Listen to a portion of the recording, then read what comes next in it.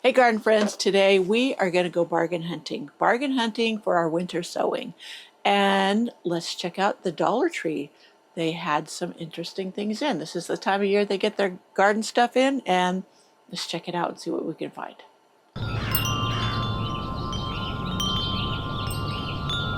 Yeah, it was a new store. Walking in, beautiful new store. It used to be the 99-cent store here, and now it's the Dollar Tree. And yeah, I had to ask where the garden stuff was. I didn't want to be distracted by everything else. And I found some really cute things. There was the bird feeder dish that you stick into the ground, and it had a sunflower motif. There were solar lanterns that light up, of course. And I've had one, and it's been out in the garden for like 2 years, and it's still going. I can see it at night, even in the winter. Then there were some seeds. I really like getting seeds from dollar stores because you can get them very, very cheaply. Now you get kind of the standard seeds, but standard flowers are gorgeous.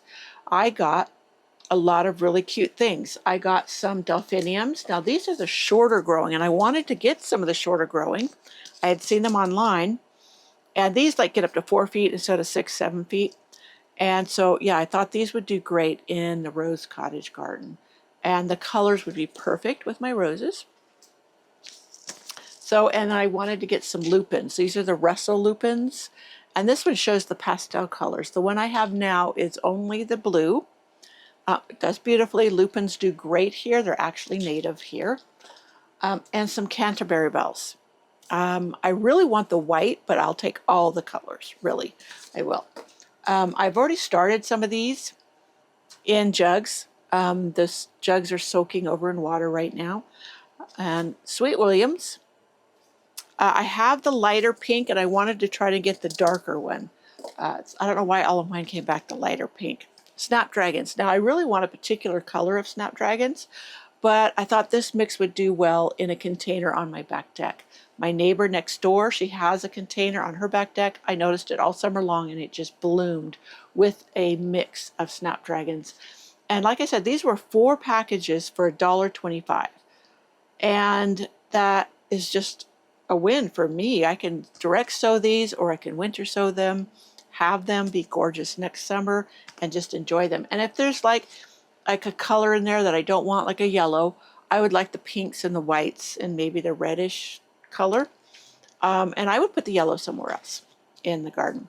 Okay, so those were the flowers pretty much that I got at the Dollar Tree. I'll share a few other things in a minute, but there's some seeds I had from last year. Now, my plan this year is I'm going to only buy just a few different things of seeds of a few different things, because I have loads of seeds and I need to use those first and be determined to stick with that unless I give them away before buying more. And I think about it, I could easily spend $40 on seeds once I get going. And then I thought, just like I'm not doing a lot of petunias this year starting from seed, because last year I found some beautiful ones on the bargain rack. And by the time there was the offset of me starting them with the potting soil, with the time on the lights, electricity, all of those, just buying those ones that I got on the bargain rack, I would say I broke even. And so I wasn't going to start. I do have some petunia seeds. They're the old-fashioned petunias that you can't find anymore in garden centers, because they are the old-fashioned ones. And some are even the trailing or climbing. They call them climbing petunias. But back to what I was going to do. The other things I wanted to start with, things I know that winter so easy, some gaillardia, yarrow. This one, I had several of these come in the different colors. This one is the Colorado blend, which were beautiful. Veronica, the Veronicas in my garden did absolutely gorgeous. I wanted to see how well I would do with those. Okay, here's one of the snapdragons I got. This is Butterfly Rose, Madam Butterfly Rose. I think this is an F1 hybrid, meaning the plant probably would come back. I don't know if this is one that's grown as an annual, might be. But if you get seeds from them, they won't come true to the mother plant. So that was something you'd have to do. Okay, here's something I got at Bouchard Gardens that I really want to try. And I'm going to winter sow some of them, and then I'm going to also start some indoors, and that's these geums. This is Chileans, Mrs. Bradshaw, beautiful red. But I've got the Totally Tangerine geum, but that is a perennial, and you can't grow it from a hybrid perennial. So, and I wanted to try some Nepeta. I have done so well with Nepeta in my garden. So I thought getting this blue carpet when going would be fantastic as well. So those are some of the things I found at the garden center. And let us start winter sowing, not at the garden center, I'm sorry, at Dollar Tree. I found these. These are waste baskets, but I thought they would make perfect cloches for things I don't want the birds to, when they're first coming up, seedlings, the birds would pluck them out. The blue jays here are really bad about that.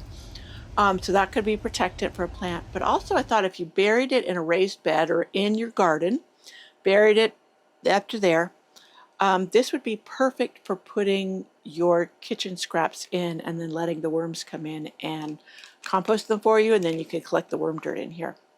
So that's another possibility for these, and they're pretty sturdy. So I see some good uses for these in the garden, and they were $1.25 each as well. So I also got this little colander. I'll share with you what I'm going to do with it in a minute. So let me set these aside. So winter sowing, my Dollar Tree seeds. Oh, my little solar light. I got a solar light too. Yes, my containers. Now I've gone over this with prior videos, but I like using the milk jugs. You see how these are translucent and not completely transparent? This can be beneficial when the sun starts shining on them, that they don't overheat and cook the plants. It provides a little bit of relief. I don't know if you could see it here, I have holes in the top around here where I've poked it with a hot skewer. That helps with ventilation as well as letting moisture in when it rains. But ventilation on the warmer days so that it airs out and it doesn't get too hot in here. Also, it prevents fungal diseases if it has good air circulation. I have plenty of holes in the bottom for drainage, but I also put them along the side, maybe a little bit like an inch from the bottom.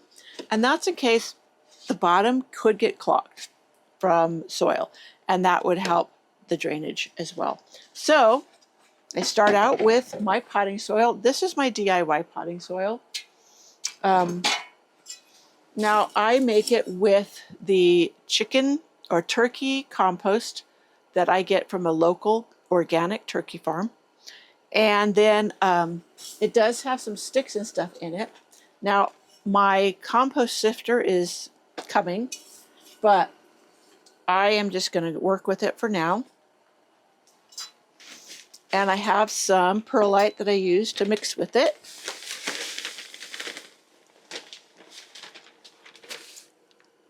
And let me mix it together down here. That way it doesn't stir up the perlite up in my face up here. Kind of keeps it more down lower. Now I don't have like a particular ratio. I just eyeball it. Some potting soils have a lot of perlite and others do not. Of course, my turkey manure doesn't have any. So I mix in here where you can see lots of white. Now, since I don't have my compost sifter, if there's any really big sticks, I just kind of pick them out. I'm not seeing any today. But I just fill my container. I like these because you can also make them pretty deep. This has got to be 3 inches. And I sow almost to the top. That gives that plenty of root room for your seedlings. Because ideally, to prevent yourself from having to do extra work and pot them up before they're ready to go out into the garden, then giving them plenty of root room. Now, the other key is not overseeding, not putting too many seeds in a container. Now, I already did Sweet William. Did I do the Sweet Williams? Yes. I already did Snapdragon, Sweet Williams, the Canterbury Bells, the Lupins. One of these didn't get done. Let me look it up. I think the Lupins and the Delphiniums are over there. Snapdragons. Okay. Lupins and Sweet Williams. So that means Snapdragons. I didn't do the Canterbury Bells. So I'm going to sow the Canterbury Bells. And these are taller plants. So that's why I like using the milk jugs, because they do allow for growth. Whereas when I use my salad containers that are real short, I don't. So those ones I will start like ground covers and things like that in. I need to, it's not opening easily, so I'm going to just do this. So Canterbury Bells, and these are super tiny seeds. But so I'm going to sprinkle them on rather than with the others that were larger seeds. I planted them like an inch, inch and a half apart in here, all the way in a square. So no matter which direction it was going, they were an inch and a half apart. That gives them room. But when they're like powder, I'm not into using a toothpick and doing all that kind of stuff. That's just too fiddly. So I will sprinkle these in thinly. I do not overdo it. I make sure they're evenly spaced around. I don't have them just in the middle. So that was just a small pinch. And then, so to make sure they have a little bit of coverage, you don't have to do a lot. What I do is I'll use my sifter, my colander as a sifter. And then I'll put this in here so I catch all the excess that goes over. And I will just sift. It's like a very fine layer. And make sure it covers all of them as best as possible. Because I can't see the seeds. So anyway, so about 1/8 of an inch or less. Some seeds need the sun or the light to germinate. So you don't have to get too carried away. Now I'm going to use this little container to press the soil down in the container. You want good contact with the seeds and the soil. So you just firm them in. Now you will notice I did not pre-moisten my potting soil. It is much easier to try to get these in here flattened out when it's dry. I do the same when I seed start for indoors and all of that. Now I always use old or reuse markers. So this is the Canterbury Bells. I'll just write it on my label. I will put that in here, set this down, and then I will tape it shut. I use regular, real duct tape. This is what really adheres for me. Some people have had success with packing tape. I have not. It comes loose before the winter is over. But, yep, I can pull out a long piece. Cut it with my trusty dusty scissors. And wrap it around the seam. Now, some people said they've used like twist ties. They've, put holes in the edges. This is just easier for me, but go with whatever you like. And then this is not the pen I would normally use. I have some coming in. They're Sharpies for outdoors. And as soon as they're in, I will go ahead and replace the name or write the name on it. But I'm just going to go Cant Bells. And when I get the other pen, I'll write it not only at the top, not only on the top, but also on the duct tape. And I know I have it inside. Now I have it on the outside so I can see the names right when I look at them. I don't have to open them up to know what it is. That might be germinating or not. And throw this away. So what do I do next? Well, then I bottom water. Let me move you this direction. And you can see my tray. And There, I have 3 going right now, and I let it absorb the water as it wants. And it will absorb it. It might be tomorrow when I come out, and I will do the others. I'll put the others that I have done in this tray of water, or I could start another tray of water if I wanted to. But I'm in no hurry. Let me move you back over here. So that is my winter sowing with my Dollar Tree finds and my Dollar Tree seeds. They had some really cute other buckets with the bee motif on them that really were tempting to me, but I'm trying not to buy things unnecessarily and keep it budget friendly. Now the other seeds I got that I will plant come when it's warmer weather, getting closer, lettuce. This is a type of lettuce, Grand Rapids. I've never grown this, so if you have, let me know how you like it. I love black-seeded Simpson, does really well, but here's a good breakfast radish. These are really good. I have some beans. This is contender. This is a bush bean. I like the bush beans. I also like the climbers, but the bush beans are really nice. Sugar snap peas. These in about 2 months, in early March, I will plant these in the ground in my bespoke greenhouse, and then they will get an earlier start. I have French marigolds. Last year, I direct sowed them in the flower beds. Not flower bed. It was a vegetable bed. It's only the French marigolds that help fight nematodes, so just be aware of that. It's not all of them across the board. Some people will just use the marigold generic term for helping with that, and it's only the French, just so you know. Because I had some beautiful African marigolds year before last. They got really tall. Sorry, I got a frog in my throat. But they smelled beautiful. The French marigolds have the marigold scent, but the African marigolds, it was very interesting.